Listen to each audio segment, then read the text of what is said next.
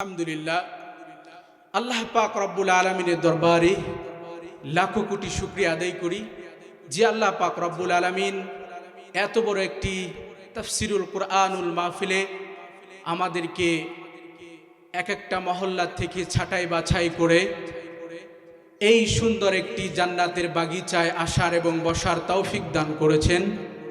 সেই জন্য মহান রব্বুল আলমিনের দরবারে কালিমাতুশ শুকর আদায় করি, জবান খুলে আওয়াজ করে বলি আলহামদুলিল্লাহ। আরো জোরে সরে বলি আলহামদুলিল্লাহ। লাখো কোটি দরুদ ও সালাম সাইয়্যিদুল মুরসালিন রাহমাতুল লিল আলামিন শফিউল মুসলিমিন সাকে কাউসার আকায়ে নামদার মাদিনাহ কা তাজদার আফতায়ে নবুয়ত ফখরে মওজুদাত বিশ্ব নবী, আখির নবী, শেষ নবী, যে নবীর উম্মত হতে পেরেছি বিনা দরখাস্তে, সেই নবীর উপরে সকলেই অন্তর থেকে দরুদ পাঠ করি, সকলে বলি সাল্লাল্লাহু আলাইহি ওয়াসাল্লাম। সম্মানিত উপস্থিতি, হাতে অল্প সময়, আমি আর বেশি ভূমিকা লম্বা করব না, আমি সরাসরি তাফসিরের মধ্যে চলে যাব। কোরআন এবং হাদিস থেকে আলোচনা হবে ইনশাআল্লাহ। মহতারাম হাজিরিন, আপনারা অনেক কষ্ট করে এখানে উপস্থিত হয়েছেন। আজকের এই এত বড় একটি মাজমা, এত বড় একটি তাফসিরুল কুরআনুল মাহফিল আমার মনে হয় এই আশেপাশে হয় নাই। জোরবন ঠিক না ঠিক? 2-4 এলাকার মধ্যে এত বড় মাহফিল হয় নাই আমার মনে হয়, আমার দিল সাক্ষী দেয়। তো আল্লাহর কাছে দোয়া করি, আল্লাহ তাআলা রব্বুল আলামিন আজকের এই মাহফিলের কমিটি থেকে শুরু করে একদম চোতা থেকে শুরু করে বক্তা সহ করে আল্লাহ তাআলা প্রত্যেককেই কবুল করুক। জোরে বলুন আমিন। মুহতারাম হাজিরিন, আল্লাহ পাক রব্বুল আলামিন বলেন পবিত্র কুরআনুল কারীমের মধ্যে বলেন, তাবারাকাল্লাযী বিয়াদিহিল মুলকু ওয়া হুয়া আলা কুল্লি শাইইন কাদির আল্লাযী খালাকাল মাউতা ওয়াল হায়াতা লিয়াবলুয়াকুম আইয়ুকুম আহসানু আমালা। দোস্ত বুজুর্গ, আল্লাহ তাআলা রব্বুল আলামিন পবিত্র কুরআনুল কারীমের মধ্যে বলেন তাবারাকাল্লাযী, গোটা পৃথিবীটাকে আমি আল্লাহ তাআলা রব্বুল আলামিন পরিচালনা করতেছি। আল্লাহ তাআলা রব্বুল আলামিন গোটা পৃথিবীটাকে পরিচালনা করতেছেন। জরবন ঠিক না ঠিক? আল্লাহ তাআলা বলেন গোটা পৃথিবীটাকে আমি আল্লাহ তাআলা হাতের মুঠায় রেখেছি। বান্দা গো, আমার আয়াতের বাহিরে তোমরা যাইতে পারবে না, আমার চক্ষুকে ফাঁকি দিতে পারবে না, আমার এই জমিনের থেকে বাহিরে যাইতে পারবে না। তুমি জমিনের উপরে কি করো আমি আল্লাহ তাআলা দেখতে পাই। তুমি জমিনের উপরে অন্যায় করতেছ, মনে করতেছ কেউ দেখে না, কেউ দেখে না। না না, আমার আল্লাহ তাআলার চক্ষুকে ফাঁকি দেওয়া যায় না। আল্লাহ তাআলা গোটা পৃথিবীটির মালিক, গোটা পৃথিবীটাকে পরিচালনা করতেছেন আমার আল্লাহ। জোরে বলুন গোটা পৃথিবীর মালিক কে? আরো জোরে বলুন গোটা পৃথিবীর মালিক কে? এই পৃথিবীটাকে পরিচালনা করতেছেন কে? আরে ভাই ডাক দেন না আল্লাহ। আরো জোরে বলুন না আল্লাহ। আরো জোরে বলুন না আল্লাহ। গোটা পৃথিবীটাকে আমার আল্লাহ পরিচালনা করতেছেন। যেখানে যা প্রয়োজন সেখানে সেটাই দিয়ে দিচ্ছেন। ও মুসলমান, এই পৃথিবীটাকে আল্লাহ তাআলা বানাইলেন। বানানোর পরে আল্লাহ তাআলা আমাদেরকে এই পৃথিবী নামক এই দুনিয়া নামক পৃথিবীর মধ্যে আল্লাহ তাআলা পাঠিয়ে দিলেন। কিসের জন্য আল্লাহ তাআলা দুনিয়াতে পাঠাইলেন? আল্লাহ তাআলা রব্বুল আলামিন বলেন, আফা হাসিবতুম আন্নামা খালাকনাকুম আবাসান ওয়া ইন্না ইলাইকুম লা তুরজাউন। আল্লাহ তাআলা বলেন, আমি তোমাদেরকে অনর্থক সৃষ্টি করি নাই। আমি আল্লাহ তাআলা রব্বুল আলামিন তোমাদেরকে এমনি এমনি দুনিয়াতে পাঠাই নাই। একটা উদ্দেশ্য নিয়ে আল্লাহ তাআলা আমাদেরকে এই দুনিয়ার মধ্যে পাঠাইছেন। জরবান ঠিক না বেঠিক? আমরা বললাম রব্বুল আলামিন, তাহলে আপনি আমাদেরকে কিসের জন্য দুনিয়াতে পাঠাইছেন? আল্লাহ তাআলা অন্য আয়াতের মধ্যে জানায় দিয়েছেন, ওয়ামা খালাকুতুল জিন্না ওয়াল ইনসানা ইল্লা লিয়াবুদুন। আল্লাহু আকবার। আল্লাহ তাআলা বলেন, জিন এবং মানুষকে আমি আল্লাহ তাআলা বানিয়েছি শুধুমাত্র কেবলমাত্র আমার ইবাদত বন্দেগী করবে, আমার একত্ববাদের ঘোষণা দিবে, আমি রব এই কথাটা জবান দিয়ে একত্ববাদের ঘোষণা দিবে। মুসলমান ইমানদার, ইবাদত কি জিনিস, কতটুকু করব, এর মাপকাঠিটাও আল্লাহ তাআলা দিয়ে দিয়েছেন। একদিন করবেন না 2 দিন করবেন, 1 মাস করবেন না 1 বছর করবেন, না না, আল্লাহ তাআলা ইবাদতের মাপকাঠি দিয়ে দিয়েছেন। ওয়া'বুদু রাব্বা হাত্তা ইয়াতিয়াকাল ইয়াকিন। আল্লাহ তাআলা অন্য আয়াতের মধ্যে বলেন, ও বান্দা, তোমার যে পর্যন্ত জ্ঞান থাকে, কিন থাকে, এক কথায় কবরে যাওয়ার আগ পর্যন্ত আমার ইবাদত বন্দেগী করবা, নামাজ আদায় করবা, হজ ফরজ হইলে হজ করবা, যাকাত ফরজ হইলে যাকাত দিবা, এরকম ভাবে 5 ওয়াক্ত নামাজ জামাতের সঙ্গে আদায় করবা। ও মুসলমান, আজকে আমার আপনার জীবনে নামাজ কত ছুটে গেছে ধারণার বাহিরে। জোরবান ঠিক না ঠিক? আজকে আমরা অনেকেই নামাজ আদায় করি না। নামাজ কিন্তু একটি গুরুত্বপূর্ণ ইবাদত। আল্লাহর ইবাদত যদি না করেন, তাহলে কবরে যাওয়ার সাথে সাথেই এরকম ভাবে জাহান্নামের ফেরেশতা আপনাকে গ্রেফতার করে ফেলবে। এই জন্য আল্লাহ তাআলা বলেছেন, আমার ইবাদত বন্দি করতে হবে, আমার ইবাদত বন্দি করতে হবে। নামাজ একটা ইবাদত, হজ একটা ইবাদত, এরকম ভাবে যাকাত একটা ইবাদত, এরকম ভাবে দুস্থ বুজুর্গ, এরকম ভাবে রোজা একটা ইবাদত। প্রত্যেকটা ইবাদত যদি ঠিক মতো আদায় না করি, এর জন্য আল্লাহ তাআলা রব্বুল আলামিনের কাছে হিসাব দিতে হবে। জরবান ঠিক না ঠিক? আমরা আজকে নামাজ আদায় করি না। আমাদের জীবনে কত নামাজ কাজা হয়ে গেছে। আজকে আমি আপনি মসজিদ চিনি না, বাজার চিনি, দোকান চিনি, সবকিছু চিনি, মার্কেট চিনি, কিন্তু মসজিদে যাই না। ও মুসলমান, একটু ভালো করে শুনে রাখেন, যে ব্যক্তি নামাজ 5 ওয়াক্ত পড়বে, কানটা খরগোশের মতো খাড়া করে দিয়ে শুনবেন। অল্প সময় আমি আপনাদের কাছে নিব। ও দোস্ত বুজুর্গ, আল্লাহর নবী মুহাম্মদ রাসূলুল্লাহ সাল্লাল্লাহু আলাইহি সাল্লাম বলেছেন, যে ব্যক্তি 5 ওয়াক্ত নামাজ জামাতের সঙ্গে আদায় করবে, আল্লাহর নবী সুসংবাদ জানিয়ে দিয়েছেন। কি সুসংবাদ জানিয়ে দিয়েছেন? নবীজি আমার মুহাম্মদ রাসূলুল্লাহ সাল্লাল্লাহু আলাইহি সাল্লাম হুজরাখানা থেকে এরকম ভাবে বাহিরে বের হলেন। বাহিরে বের হওয়ার পরে একটি মরা গাছের ঢাল ধরলেন। মরা গাছের একটি ঢাল ধরার পরে আল্লাহর নবী, বিশ্ব নবী মুহাম্মদ রাসূলুল্লাহ সাল্লাল্লাহু আলাইহি সাল্লাম বললেন, ও আমার পানের সাহাবীরা, তোমরা আমার দিকে সবাই লক্ষ্য করো। মরা গাছের একটি ঢাল ধরার পরে প্রিয় নবী মুহাম্মদ রাসূলুল্লাহ, হাবিবে কিবরিয়া মুহাম্মদ রাসূলুল্লাহ সাল্লাল্লাহু আলাইহি সাল্লাম মরা গাছের ঢালটা এরকম ভাবে নাড়া দিলেন। নাড়া দেওয়ার সাথে সাথে ওই গাছের, মরা গাছের ঢালের পাতাগুলো জমিনের উপরে ঝরে পড়ে গেল।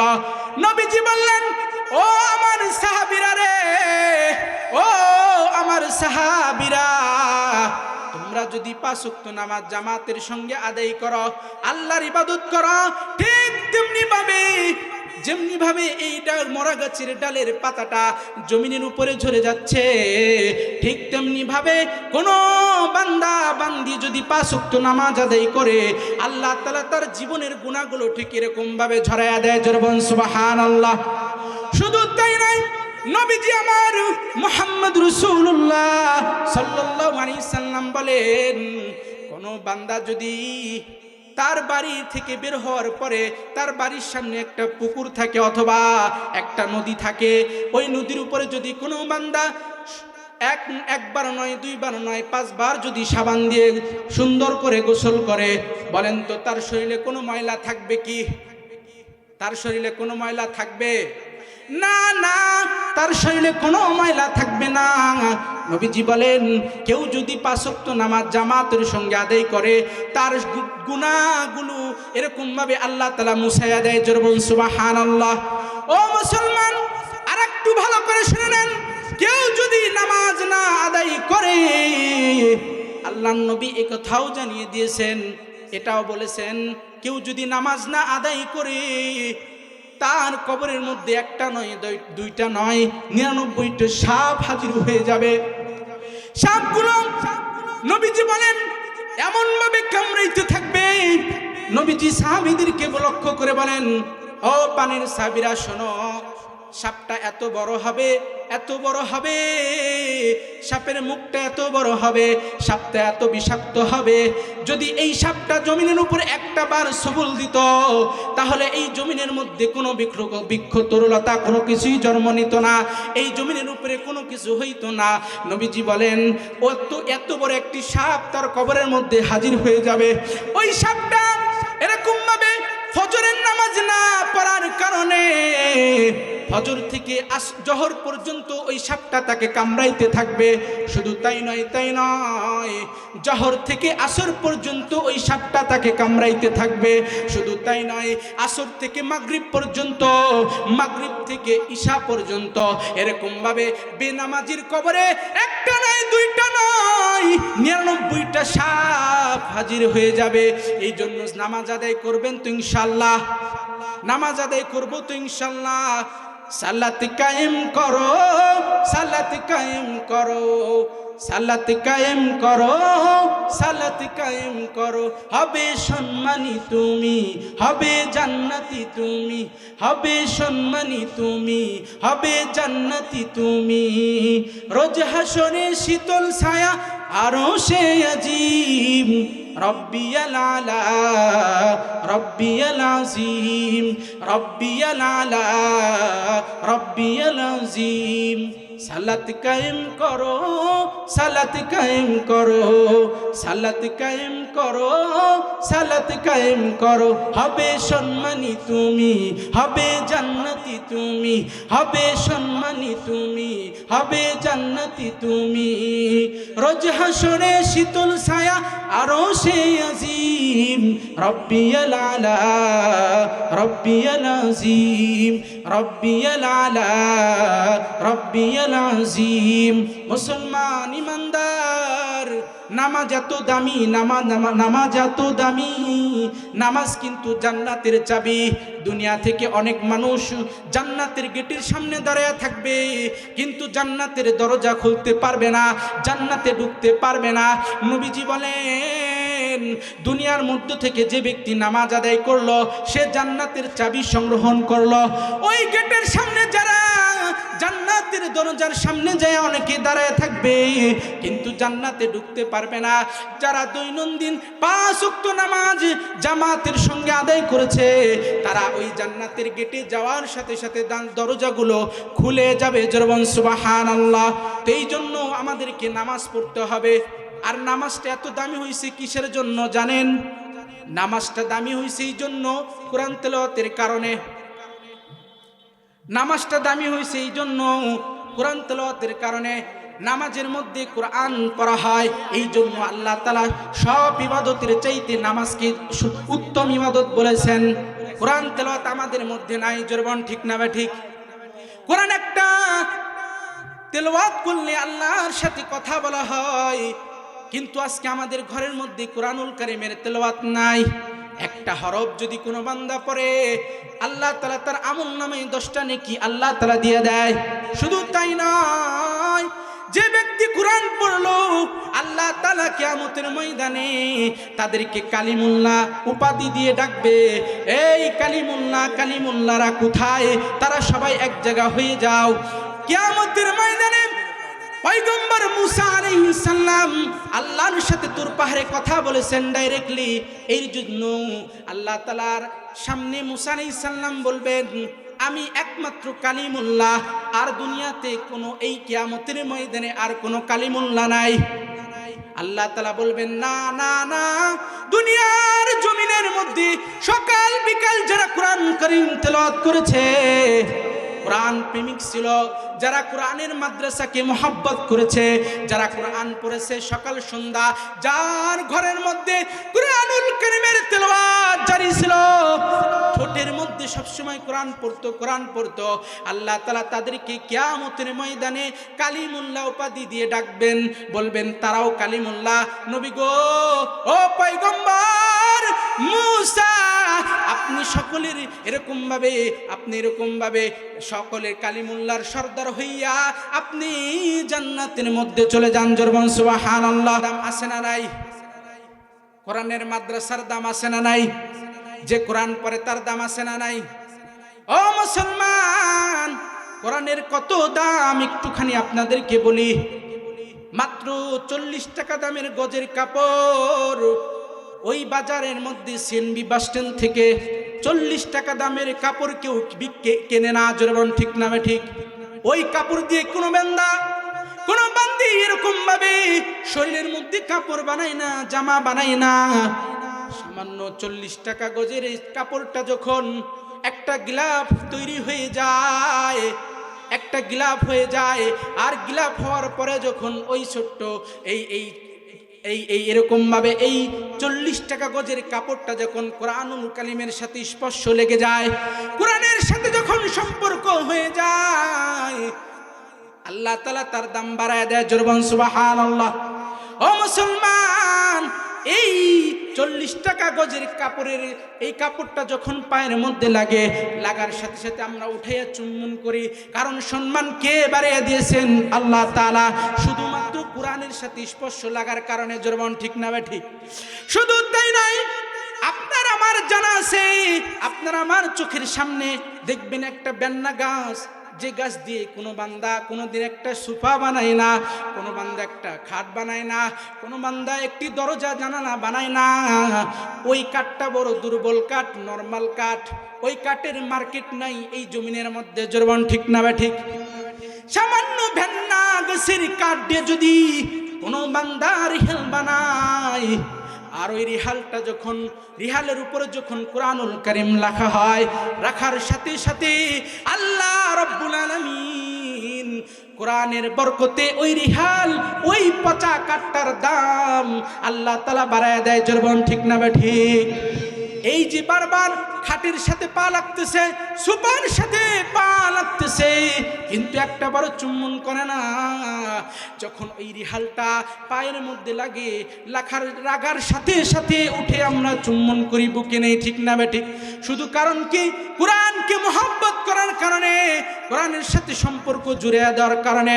ও মুসলমান, আপনাদেরকে আমি একটা জিনিস বলবো, একটা বিষয় বলবো, একটা ঘটনা আপনাদেরকে বলবো। আব্দুল্লাহ ইবনুল মুবারকের যুগে এমন একজন প্রসিদ্ধ মুহাদ্দিস ছিলেন, এমন একজন বুজুর্গ ছিলেন, দুনিয়ার মধ্যে এমন একটা মহিলা ছিলেন। আজকে আমাদের জমিনের মধ্যে, আমাদের ঘরের মধ্যে মা বোনেরা কোরআন তেলাওয়াত করে না। সকালবেলায় রিমোটটা হাতে নিয়ে টেলিভিশন ছেড়ে দেয়, গানের আওয়াজ ছেড়ে দেয়, ঘরের মধ্যে এরকমভাবে জাহান্নামের শয়তানগুলো এরকমভাবে নাচানাচি শুরু করে দেয়। জোরবান ঠিক না ঠিক?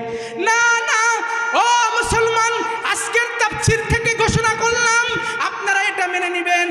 মানেন আর না মানেন, এটা যদি জীবনের সাথে জোড়াইয়া নেন, প্রত্যেক দিন সকালবেলা সূরা ইয়াসিন ঘরের মধ্যে তেলাওয়াত করবেন। এরকম ভাবে মাগরিবের নামাজের পরে সূরা ওয়াকিয়া তেলাওয়াত করবেন ঘরের মধ্যে। ছেলেকে কোরআন পড়ার জন্য বলবেন, মেয়েকে কোরআন পড়ার জন্য মাদ্রাসায় পাঠিয়ে দিবেন, ছেলেকে মক্তবে পাঠিয়ে দিবেন।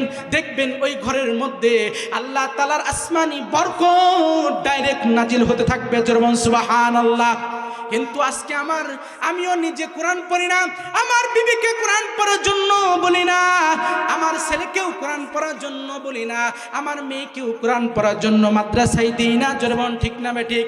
কিন্তু ওই যুগে এমন একজন মহিষী মহিলা ছিল, এমন একজন মহিলা ছিল যার জীবনে কোনোদিন কারোর সাথে কোনো কথা বলে নাই, জীবনে কারোর সাথে কোনো কথা বলে নাই।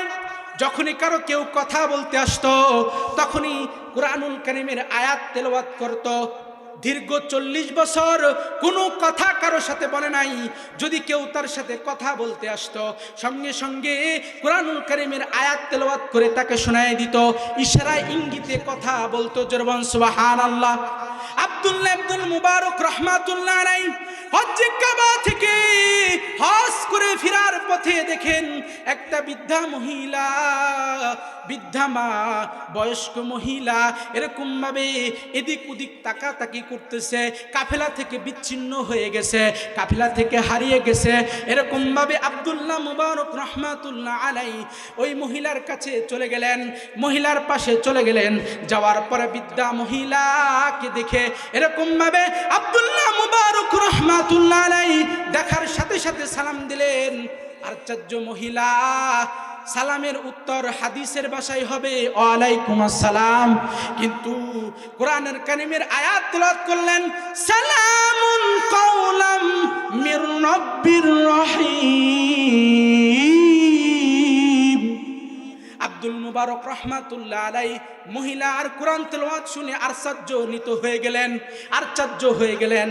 আব্দুল্লাহ মুবারক রাহমাতুল্লাহ আলাইহি বললেন, মাগো আপনি কি পথ হারিয়ে ফেলেছেন? আপনি কি কাফেলা থেকে হারিয়ে গেছেন? এই বৃদ্ধা মহিলা বললেন, আব্দুল্লাহ মুবারক রাহমাতুল্লাহ আলাইহিকে বোঝানোর জন্য বললেন, মাইয়াহদিয়াল্লাহু ফালা হাদিয়া লা। কোরআনের একটি আয়াত তেলাওয়াত করলেন, মাইয়াহদিয়াল্লাহু ফালা হাদিয়া লা। হ্যাঁ, আল্লাহ তাআলা যাকে পথ হারাইয়া ফেলে তার পথ দেখানোর কি কেউ থাকে? আব্দুল্লাহ ইবনুল মুবারক রাহমাতুল্লাহ আলাইহি বুঝতে পারলেন যে এই বৃদ্ধা মা পথ হারিয়ে ফেলেছেন, কাফেলা থেকে বিচ্ছিন্ন হয়ে গেছেন। ও দোস্ত বুজুর্গ, এরকম ভাবে আব্দুল্লাহ মুবারক রাহমাতুল্লাহ আলাইহি বললেন, মাগো আমি হাজীদের খাদেম, আমি হাজীদের খেদমত করি। মাগো আমার নাম আব্দুল মুবারক, আপনি যদি চান আপনার বাড়িতে আপনাকে আমি পৌঁছায়া দেই। আপনার এলাকা কোনটা? আপনার দেশ কোথায়? আপনি কোন দিকে যেতে চান? আপনার জায়গা কোনটা? আপনার গ্রাম কোনটা? এরকম ভাবে জায়গার পরিচয় দেওয়ার জন্য, গ্রামের পরিচয় দেওয়ার জন্য, স্থানের পরিচয় দেওয়ার জন্য কোরআনুল কারীমের আরেকটা আয়াত তেলাওয়াত করলেন। এরকম ভাবে বললেন, কোরআনের আয়াত তেলাওয়াত করলেন এরকম ভাবে, সুবহানাল্লাযী আসরা বিআবদিহি লাইলাম মিনাল মাসজিদিল হারাম।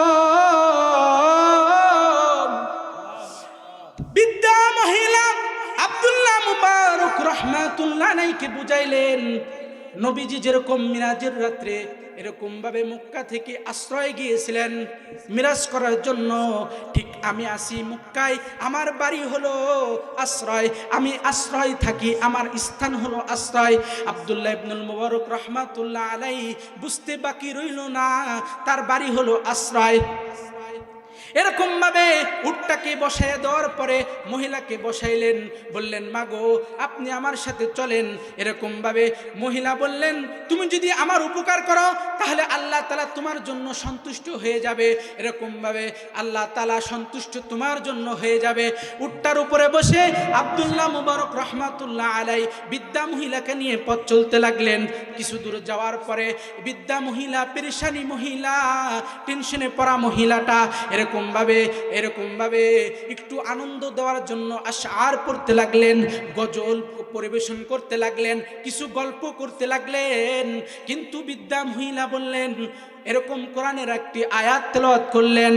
এরকম ভাবে কোরআনের আয়াত তেলাওয়াত করে বললেন, ও ইব্রাহিম আবু, এরকম ভাবে বললেন, ও ইবনুল মুবারক, তুমি যদি কোনো একটি আয়াত তেলাওয়াত করো আল্লাহ তাআলা তোমার দুনিয়াতেও সম্মান বাড়িয়ে দিবে, আখিরাতেও সম্মান বাড়িয়ে দিবে। আর আমি যেই সেই মহিলা নয়, আমাকে গল্প শোনাইলে আমি খুশি হব না, আমাকে আশআর শোনাইলে আমি খুশি হব না, আমাকে গজল শোনাইলে আমি খুশি হব না। তুমি কোরআনুল কারীমের তেলাওয়াত করো, সহজ ভাষায় আল্লাহ তাআলা কোরআনুল কারীমের তেলাওয়াতের কথা বলেছেন। তুমি যদি কোরআনুল কারীমের তেলাওয়াত করো তাহলে একটা হরফের বিনিময়ে আল্লাহ তাআলা তোমাকে 10টা নেকি দান করবে। জোরে বলুন সুবহানাল্লাহ। আব্দুল্লাহ মুবারক রহমাতুল্লাহ আলাই আচার্য মহিলা বিদ্যা মহিলাকে নিয়ে যখন পথ চলতে লাগলেন, কিছু দূর যাওয়ার পরে বিদ্যা মহিলা বারবার একটা কাফেলার দিকে তাকায়, একটা কাফেলার দিকে বারবার তাকায়। আব্দুল্লাহ ইবনুল মুবারক রহমাতুল্লাহ আলাই বললেন, মাগো ওইটা কি আপনার কাফেলা, ওইটা কি আপনার গ্রাম, ওইটা কি আপনার স্থান? এরকম ভাবে আব্দুল্লাহ মুবারক রহমাতুল্লাহ আলাইকে বোঝানোর জন্য বললেন। এরকম ভাবে কোরআনের আরেকটি আয়াত তেলাওয়াত করলেন, বললেন ইন্নামা আমওয়ালুকুম ওয়া আওলাদুকুম ফিতনা। এরকম ভাবে হ্যাঁ ওইখানে আমার আত্মীয় স্বজন আছে, ওইটা আমার স্থান, ওইটা আমার গ্রাম, ওইটা আমার কাফেলা, আমার ধন সম্পদ আছে। ইন্নামা আমওয়ালুকুম, ধন সম্পদের মায়ে আমি বারবার ওইদিকে তাকাই, আমার সন্তানরা আছে ওইখানের মধ্যে। এরকম ভাবে আব্দুল্লাহ মুবারক রহমাতুল্লাহ আলাই বিদ্যা মহিলা কম বললেন, মাগো আপনার ছেলে সন্তানের নাম কি? আমি আপনার ছেলে সন্তানদের নাম ধরে ডাক দেই।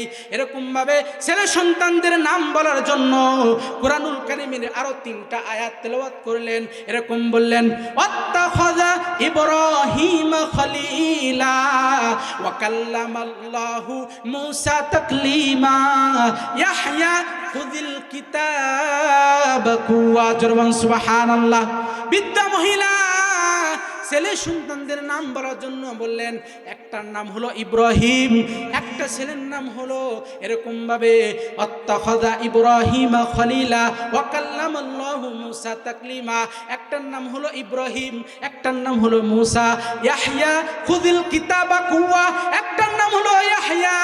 ইব্রাহিম আবু আব্দুল্লাহ এরকম ভাবে ছেলেদের নাম ধরে ধরে ডাকতে থাকলেন। আব্দুল মুবারক রহমাতুল্লাহ আলাই ছেলেদের নাম ধরে ডাকতে থাকলেন, হে ইব্রাহিম, হে ইয়াহইয়া, তোমরা কি তোমার মাকে হারিয়ে ফেলেছো? আসো আসো, তোমার মা আমার উটের উপরে বসা আছে। ডাক দেওয়ার সাথে সাথে ওই কাফেলা থেকে 3টা সন্তান দৌড় দিয়ে চলে আসলেন। বললেন, হ্যাঁ আমার মাকে আমরা হজ করার জন্য, আমরা হজ্জে কাবায় গিয়েছিলাম হজ করার জন্য, আমার মাকে আমরা হারিয়ে ফেলেছি। এরকম ভাবে ইব্রাহিম, এরকম আব্দুল্লাহ ইবনুল মুবারক রহমাতুল্লাহ আলাইহি ওই 3টা সন্তানকে বললেন, ও সন্তানারা রে, তোরা তো তোর মাকে পেয়ে গেছিস, কিন্তু তোদের কাছে আমার একটা প্রশ্ন আছে। এই যে দেখা করার শুরু থেকে, সাক্ষাৎ থেকে এ পর্যন্ত তোর মার সাথে আমি কথা বললাম, তোর মা জীবনে দুনিয়ার একটা কথা আমাকে বললো না। আমি যা জিজ্ঞাসা করলাম কুরআনুল কারীমের আয়াত পড়ে পড়ে ইশারায় ইঙ্গিতে আমার সাথে কথা বলল। ও ছেলেরা রে, তোর মা এই আমল কতদিন যাবত তার ঠোঁটের মধ্যে কোরআনকে বিজা রেখেছে, আমাকে একটু বল। এরকম ভাবে ছেলে সন্তানরা বলল, আমার মার সাথে যারা কথা বলার জন্য আসে, আমার মা দুনিয়া কোনো কথা বলে না, কারোর সাথে কোনো কথা বলে না। কেউ যদি কথা বলতে আসে, আমরা দেখেছি কোরআনের আয়াত পড়ে ইশারায় ইঙ্গিতে কথা বলে। জোরমান সুবহানাল্লাহ। এ মুসলমান দুনিয়ার উম্মত, আজকে আমার মা বোনেরা কোরআন তেলাওয়াত করে না, আমার ঘরের মধ্যে কোরআন তেলাওয়াত নাই, আমার মেয়ে কোরআন তেলাওয়াত করে না, আমার ছেলে কোরআন তেলাওয়াত করে না। প্রত্যেকটা ঘরের মধ্যে যদি মা বোনেরা কোরআনুল কারীমের তেলাওয়াত দিয়ে ঠোঁটটা ভিজায় রাখে, আমি বলে গেলাম ওই সংসারের মধ্যে কোনোদিন এরকমভাবে অশান্তি হবে না। আসমানি বরকত জমিয়ে বরকত আল্লাহ তাআলা ঢেলে দিবে। জোরমান সুবহানাল্লাহ। এই জন্য আমাদেরকে কোরআনুল কারীমের তেলাওয়াত করতে হবে। জোরমান ঠিক না বেঠিক? আমাদের কোরআনুল কারীমের সাথে থাকতে হবে, কোরআনের মাদ্রাসার সাথে থাকতে হবে। ও মুসলমান দুনিয়ার উম্মত, আমি আজকের এই মাহফিল থেকে বলে যাই, আজকে অনেকেই কোরআনের বিরুদ্ধে কথা বলা হয়, নবীর বিরুদ্ধে কথা বলা হয়, মাদ্রাসার বিরুদ্ধে কথা বলা হয়, আলেম উলামাদের বিরুদ্ধে কথা বলা হয়। আজকের মঞ্চ থেকে বলতে চাই, কেউ যদি কোরআনের বিরুদ্ধে কথা বলে, এরকম ভাবে নবীর বিরুদ্ধে কথা বলে, আমরা মাদ্রাসার বিরুদ্ধে যদি কোনো কথা বলে, আমাদের গায়ের মধ্যে 1 ফোঁটা রক্ত থাকা সত্ত্বেও আমরা এটা বরদাস্ত করতে পারবো না। জোরমান ঠিক না বেটে? আমরা কোরআনের সাথে আসি, থাকবো ইনশাআল্লাহ। কোরআনের বাতি, কোরআনের আলোকে যারা নিভায় দিতে চায়, তারা কোশ্চিন কালেও কোরআনের আলোকে নিভায় দিতে পারবে না। জোরমান ঠিক না বেটে? এই কোরআনের দায়িত্ব জিন্দা রাখার দায়িত্ব আল্লাহ তাআলা নিজে নিয়েছেন। জোরবান ঠিক না ঠিক? তো এই জন্য কোরআনের সাথে থাকবেন তো ইনশাআল্লাহ, কোরআনের সাথে থাকবেন, সকাল সন্ধ্যা কোরআন পড়বেন, নামাজ আদায় করবেন, ইবাদত বন্দি করবেন। আল্লাহর ইবাদত ছাড়া কোনো উপায় নাই। আল্লাহর ইবাদত মৃত্যুর আগ পর্যন্ত করতে হবে। জিকির করবেন, সব সময় ঠোঁটের মধ্যে আল্লাহর জিকির রাখবেন। দরুদ শরীফ, ঠিক দরুদ শরীফ পড়বেন, এরকম ভাবে আল্লাহর জিকির সব সময় করবেন।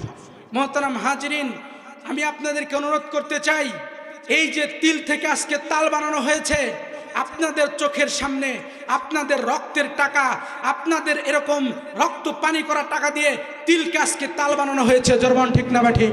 এই প্রতিষ্ঠানকে জিন্দা রাখার জন্য আমি প্রত্যেকটা মানুষকে, প্রত্যেকটা এলাকাবাসীদেরকে, প্রত্যেকটা গোত্রকে, প্রত্যেকটা জাতিকে, প্রত্যেকটা এরকমভাবে লোকদেরকে আমি বলতে চাই, রিক্সা চালক থেকে শুরু করে চাকরিজীবী, এরকমভাবে কৃষি থেকে কোটিপতি, সকলের প্রতি আমার আবেদন থাকবে, এই সুন্দর গোলাপ ফুলকে কেউ যেন নষ্ট না করতে পারে। জরবান ঠিক না বা ঠিক? এই মাদ্রাসাটাকে এরকমভাবে সাজানোর জন্য, এই বাগানটাকে সাজানোর জন্য, এই বাগানটাকে পাহারা দেওয়ার জন্য আপনারা সকলেই রাজি আছেন তো ইনশাআল্লাহ? এই মাদ্রাসাকে পাহারা দেওয়ার জন্য রাজি আছেন?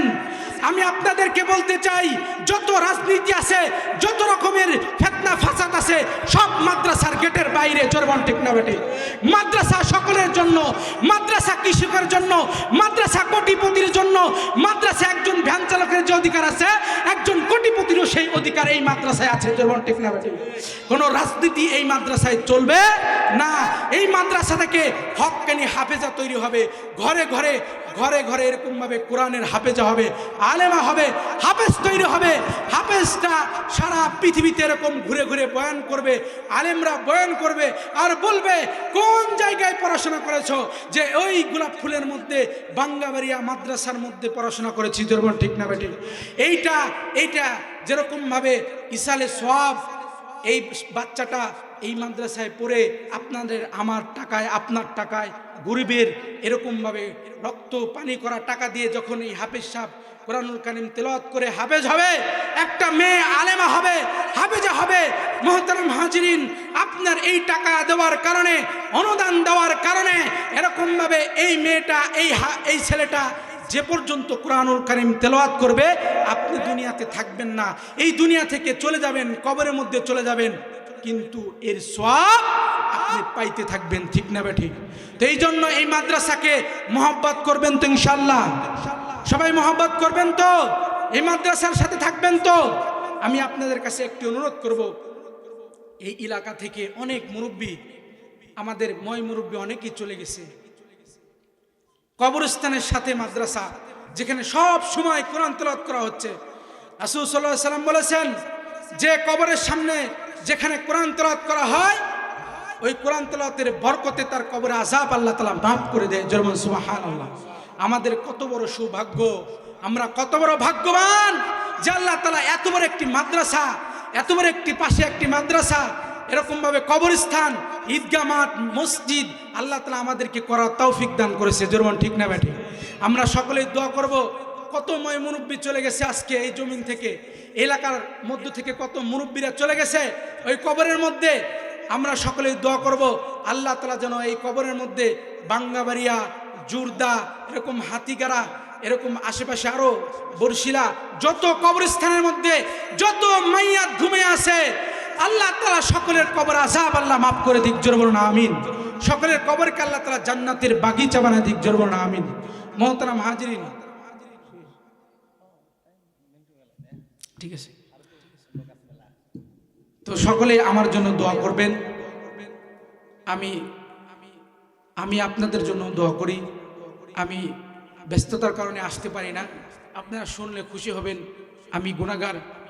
আল্লাহ তাআলা ঢাকার মধ্যে একটি মাদ্রাসা করার পরিকল্পনা আলহামদুলিল্লাহ হয়ে গেছে। সকলে দোয়া করবেন। আর আমি যে মসজিদে আছি সেখানেও আলহামদুলিল্লাহ অনেক ভালো। সকলে দোয়া করবেন।